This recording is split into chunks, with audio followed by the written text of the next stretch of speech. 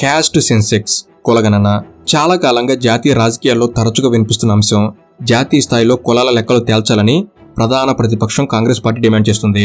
BJP హిందుత్వ నినాదానికి కౌంటర్గా కాంగ్రెస్ కుల నినాదాన్ని ఎంచుకుందనే అభిప్రాయాలు కూడా ఉన్నాయి.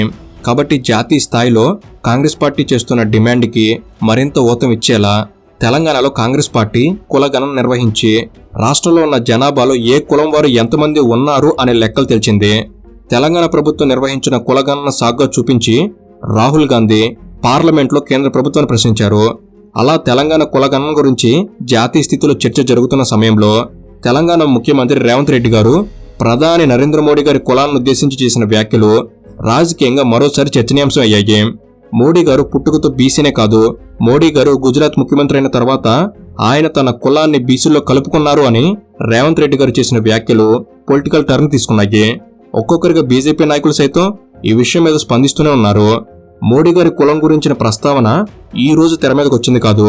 మోడీ గారు గుజరాత్ ముఖ్యమంత్రి కాకముందు 1994లోనే మోడీ గారి కులాన్ని బీసీల్లో కలిపారని బీజేపీ వాదిస్తూ వస్తుంది. కాబట్టి అసలు రేవంత్ రెడ్డి గారు మోడీ గారిని ఏమని ఆరోపించారు? అసలు కులం పరంగా మోడీ గారు ఏ వర్గానికి చెందినవారు? రేవంత్ రెడ్డి గారు ఆరోపించినట్టు మోడీ గారి కులాన్ని మోడీ గారు ముఖ్యమంత్రి అయిన తర్వాత బీసీల్లో కలిపారా, లేదా బీజేపీ వాదిస్తున్నట్టు 1994లోనే బీసీలో కలిపారా అనే నిజాల్ని ఈ వీడియోలో చూద్దాం. వీడియోలో ఇన్ఫర్మేషన్ అనేది చాలా ఇంట్రెస్టింగ్ గా ఉంటుంది, సో ఎండ్ వరకు మిస్ కాకండి.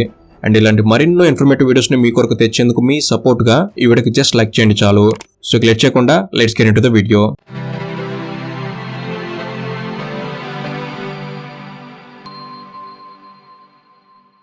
నరేంద్ర మోడీ గారి కులం చుట్టూ జరుగుతున్న రాజకీయం ఈనాటిది కాదు. గతంలో నరేంద్ర మోడీ గారి ఇంటి పేరైన మోడీ అనే ఇంటి పేరుని రాహుల్ గాంధీ అవమానించారు అన్న విషయంలో రాహుల్ గాంధీ ఏకంగా కోర్టు కేసు ఎదుర్కోవాల్సి వచ్చింది. ఈ కేసులో కోర్టు ఇచ్చిన తీర్పుతో రాహుల్ గాంధీ తన పార్లమెంట్ సభ్యత్వాన్ని కూడా కోల్పోయారు. ఆ సమయంలో నరేంద్ర మోడీ గారి ఇంటి పేరు ప్రస్తావన వచ్చిన ప్రతిసారి మోడీ అనే ఇంటి పేరు ఏ కులానికి చెందినది అనే ప్రస్తావన కూడా మొదలైంది. ఇలా జాతీయ రాజకీయాల్లో మోడీ గారి కులం చుట్టూ ఇంతకుముందు చాలా పెద్ద రాజకీయం నడిచింది, ఇప్పటికీ నడుస్తూనే ఉంది. మోడీ గారు పదవిలో ఉన్నంతకాలం నడుస్తూనే ఉంటుంది కూడా. కాబట్టి అసలు మోడీ గారి కులానికి చెందిన మూలాలని ఒకసారి పరిశీలిస్తే నరేంద్ర మోడీ గారు తేలి అనే కులానికి చెందినవారు. ఈ తేలి కులానికి 100 ఏళ్ల చరిత్ర ఉంది. పూర్వం తేలి కులస్తులు సంచార జీవనం చేస్తూ ఒక ప్రదేశం నుంచి మరో ప్రదేశానికి వలస వెళ్తూ జీవించేవారు. ముఖ్యంగా నూనె గింజల నుంచి నూనెను తీసే పనిచేసేవారు. నూనె గింజల నుంచి నూనె తీసేందుకు నూనె గానుగుల వంటి వాటిని ఉపయోగించేవారు. అలా నూనె తయారు చేయడం, దానితో వ్యాపారం చేయడం తేలి కులం వారి ప్రధాన వృత్తి. హిందీలో నూనెను తేల్ అంటారు. అలా ఆ నూనె తయారు చేసేవారు కావడంతో వీరి కులానికి తేలి అనే పేరు వచ్చింది.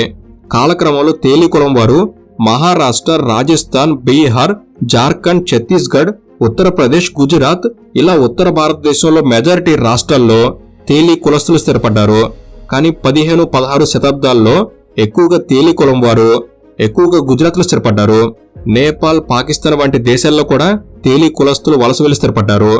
అయితే ఆయా రాష్ట్రాల్లో తేలి కులస్తులు సామాజిక ఆర్థిక స్థితిగతులను బట్టి వారిని వివిధ కేటగిరీలో చేర్చారు. ఉదాహరణకి తేలి కులాన్ని ఛత్తీస్గఢ్లో ఎస్టీ కేటగిరీలో చేర్చారు. ఇదే తేలి కులాన్ని బీహార్, గుజరాత్ వంటి రాష్ట్రాల్లో బీసీ కేటగిరీలో చేర్చారు. కాబట్టి రాష్ట్రాన్ని బట్టి కులానికి చెందిన కేటగిరీ మారుతూ ఉంటుంది. అయితే రాష్ట్రాల్లో బీసీ అంటే బ్యాక్వర్డ్ క్లాసెస్ అనే కేటగిరీని కేంద్ర ప్రభుత్వ కులాల జాబితాలో ఓబీసీ అంటే అదర్ బ్యాక్వర్డ్ క్లాసెస్ అని పిలుస్తారు.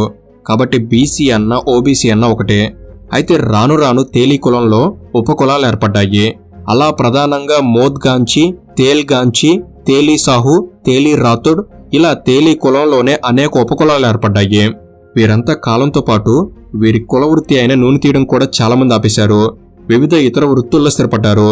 మహారాష్ట్ర, రాజస్థాన్, గుజరాత్ ఇలా తూర్పు వైపు ఉన్న రాష్ట్రాల్లో తేలీలను మోద్గాంచి అని పిలిచేవారు. గుజరాత్, మహారాష్ట్ర, రాజస్థాన్లలో మోద్గాంచీలు ఎక్కువగా ఉన్నారు.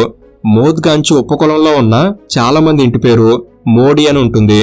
కాబట్టి నరేంద్ర మోడీ గారి పేరులో ఉన్న మోడీ అనే పదం మోద్గాంచి కులానికి సంబంధించిందే అయినా మోడీ అనే పదం మాత్రం కులాన్ని కాకుండా ఇంటి పేరును సూచిస్తుంది. కాబట్టి మోడీ అనేది ఇంటి పేరు. తేలి అనే కులంలోని మోద్గాంచి అనే ఉపకులానికి చెందినదే ఈ మోడీ అనే పేరు.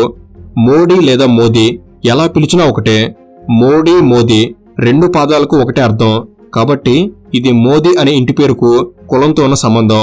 ఆ కులం యొక్క సంక్షిప్త చరిత్ర. ఇక మోడీ గారు ఏ కులానికి చెందినవారు అనేది ఆరోపణ కాదు. ఇక్కడ ఉన్న ప్రధాన ఆరోపణ ఏంటంటే నరేంద్ర మోడీ గారు వెనకబడిన తరగతులకు అంటే బ్యాక్వర్డ్ క్లాసెస్ కి చెందిన వ్యక్త లేక ఉన్నత వర్గాలకు చెందిన వ్యక్త అనేది. నరేంద్ర మోడీ గారు రాజకీయాల్లోకి వచ్చినప్పటి నుంచి తనను తాను ఓబీసీ అనే చెప్పుకుంటున్నారు. కానీ ప్రత్యర్థులు మాత్రం ఆయన పుట్టుకతోనే ఓబీసీ కాదు అనే ఆరోపణ చేస్తూ వస్తున్నారు. కాబట్టి ఈ విషయాల్లో ఉన్న వాస్తవాన్ని గమనిస్తే నరేంద్ర మోడీ గారు 1971 నుంచి ఆర్ఎస్ఎస్ కార్యకర్తగా ఉన్నారు. ఆర్ఎస్ఎస్ లో వివిధ హోదాల్లో పనిచేసిన తర్వాత 1985 నుంచి గుజరాత్ లో బీజేపీలో పనిచేయడం మొదలుపెట్టారు. ఇక 1998 నాటికి మోడీ గారు బీజేపీలో జనరల్ సెక్రటరీ అయ్యారు. అలా పార్టీ పదవుల్లో కొనసాగినా కూడా చట్టసభల్లో ఆయనకు ప్రాతినిధ్యం లేదు. ఇంకా చెప్పాలి అంటే 2001 అక్టోబర్ 7న నరేంద్ర మోడీ గారు మొట్టమొదటిసారిగా గుజరాత్ ముఖ్యమంత్రిగా ప్రమాణ స్వీకారం చేసిన రోజు. ఆయన కనీసం ఒక సాధారణ ఎమ్మెల్యే కూడా కాదు. అయితే నరేంద్ర మోడీ గారు పుట్టింది ఓబీసీల్లో కాదు అని ముఖ్యమంత్రి అయిన తర్వాత ఆయన తన కులాన్ని ఓబీసీ జాబితాలో చేర్చుకున్నారని రాజకీయ ప్రతినిధులు చేస్తున్న ఆరోపణ పూర్తిగా నిజం కాదు. అలాగే పూర్తిగా అబద్ధం కూడా కాదు. 1995 మార్చి వరకు గుజరాత్ లో కాంగ్రెస్ పార్టీని అధికారంలో ఉండేది. 1994 వరకు గుజరాత్ లో తేలీ కులం ఓబీసీ జాబితాలో లేదు.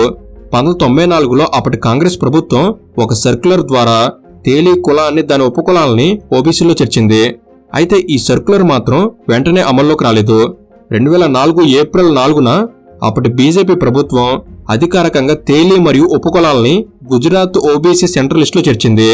దాంతో 2004 సంవత్సరం నుంచి గుజరాత్ లో తేలీ కమ్యూనిటీ ఓబీసీగా పరిగణించబడుతూ వస్తుంది.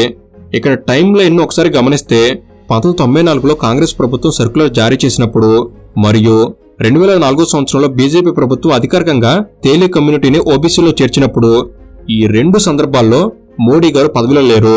1994లో సర్క్యులర్ జారీ చేసింది కాంగ్రెస్ ప్రభుత్వమే. ఇక 2004 సంవత్సరంలో మోడీ గారు కేవలం బీజేపీ జనరల్ సెక్రటరీ మాత్రమే. కాబట్టి నరేంద్ర మోడీ గారు పుట్టినప్పుడు తేలీ కులం ఓబీసీలో లేదు. కాబట్టి మోడీ గారు పుట్టుకతో ఓబీసీ కాదు అనేది ఒప్పుకోవాల్సిన అంశం. ఇక మోడీ గారు ముఖ్యమంత్రి అయిన తర్వాత తన కులాన్ని ఓబీసీలో చేర్చుకున్నారని ప్రత్యర్థులు చేస్తున్న ఆరోపణలో మాత్రం నిజం లేదు. గుజరాత్ ఓబీసీ సెంట్రల్ లిస్ట్ లో కులాలు ఉపకులాలు ఇవన్నీ కలిపి మొత్తం 104 కులాలున్నాయి. వీటిలో మోద్గాంచి కూడా ఒకటి. ఇక 2025 ఫిబ్రవరి 14న రేవంత్ రెడ్డి గారు మోడీ గారి కులాన్ని గురించి ప్రస్తావిస్తూ చేసిన విమర్శల్లో కూడా ఆయన స్పష్టంగా విమర్శ చేశారు. మోడీ గారు వాస్తవంగా బీసీ కాదయ్యా, లీగల్లీ కన్వర్టెడ్ బీసీ అని రేవంత్ రెడ్డి గారు చేసిన ఆరోపణ కొంతవరకు నిజం. కానీ 2001లో మోడీ గారు ముఖ్యమంత్రి అయిన తర్వాత తన కులాన్ని బీసీలో కలుపుకున్నాడు అన్న విమర్శలో మాత్రం నిజం లేదు. కానీ రేవంత్ రెడ్డి గారు తన విమర్శలో మోడీ గారు లీగల్లీ కన్వర్టెడ్ బీసీ అనే మాటను ఉచ్చరించిన తర్వాత ఒక్క క్షణం ఆలోచించి నేను చాలా జాగ్రత్తగా ఈ పదం వాడుతున్నాను అని నొక్కి వక్కానిస్తూ లీగల్లీ కన్వర్టెడ్ బీసీ అని అన్నారు. కాబట్టి చాలా జాగ్రత్తగా రేవంత్ రెడ్డి గారు అన్నట్టే మోడీ గారు లీగల్లీ కన్వర్టెడ్ బీసీనే, కానీ కన్వర్షన్ చేసింది మాత్రం మోడీ గారు కాదు. సో ఇది ఫ్రెండ్స్, ఈ వీడియో అనేది మీరు కొన్ని కొత్త విషయాలు తెలుసుకోవడంలో ఎంతో కొంత ఉపయోగపడిందని నేను భావిస్తున్నాను. ఈ వీడియో కనుక మీకు నచ్చినట్లయితే జస్ట్ లైక్ చేయండి చాలు. ఇలాంటి మరెన్నో ఇన్ఫర్మేటివ్ వీడియోస్ అనేవి ఇక్కడ నుంచి వెంటనే రాబోతున్నాయి. అవన్నీ మీ వరకు చేరేందుకు తప్పకుండా మన తెలుగు నాలని సబ్స్క్రైబ్ చేసుకుని బెల్ ఆల్లో పెట్టుకోగలరని మనవి. Thank you for watching. Have a good day.